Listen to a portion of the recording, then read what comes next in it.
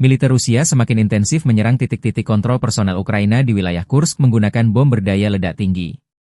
Salah satu serangan yang terekam pada 9 Maret menunjukkan penggunaan bom FAB-3000 untuk menghancurkan sebuah jembatan di pemukiman Chosakloknya, Kursk. Serangan ini menandai eskalasi baru dalam konflik yang sedang berlangsung, dengan Rusia memanfaatkan kekuatan udara untuk melumpuhkan infrastruktur kritis Ukraina. Serangan tersebut didahului oleh operasi aktif Angkatan Udara Rusia, yang berhasil melumpuhkan penyeberangan strategis, pos komando, serta konsentrasi peralatan militer Ukraina di Kursk. Langkah ini dinilai sebagai upaya Rusia untuk melemahkan logistik dan koordinasi pasukan Ukraina di wilayah tersebut.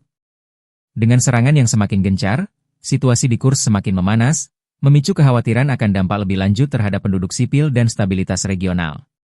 Selama 24 jam terakhir, kerugian angkatan bersenjata Ukraina di Kursk mencapai lebih dari 180 tentara, 2 kendaraan tempur infanteri termasuk kendaraan tempur infanteri Marder buatan Jerman, 2 pengangkut personel lapis baja, 7 kendaraan tempur lapis baja, 13 kendaraan bermotor, 2 sistem artileri gerak sendiri Panzerhaubitze 2000 buatan Jerman, 4 senjata artileri lapangan, 3 mortir, 3 pos komando UAV, dan 1 depot amunisi. Seorang prajurit AFU menyerah. Sejak Komandan Ukraina memerintahkan serangan ke Kursk, pasukan Ukraina kehilangan lebih dari 65.580 tentara, 386 tank, 298 kendaraan tempur infanteri, 259 pengangkut personel lapis baja, 2.144 kendaraan tempur lapis baja, 2.341 kendaraan bermotor, 522 senjata artileri, 52 peluncur MLRS, termasuk 13 HIMARS dan 7 MLRS buatan Amerika Serikat.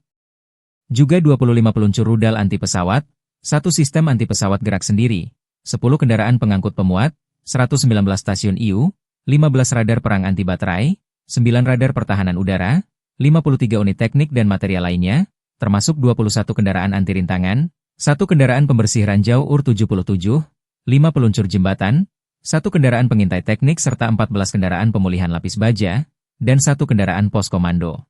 Download Tribun X sekarang, menghadirkan lokal menjadi Indonesia.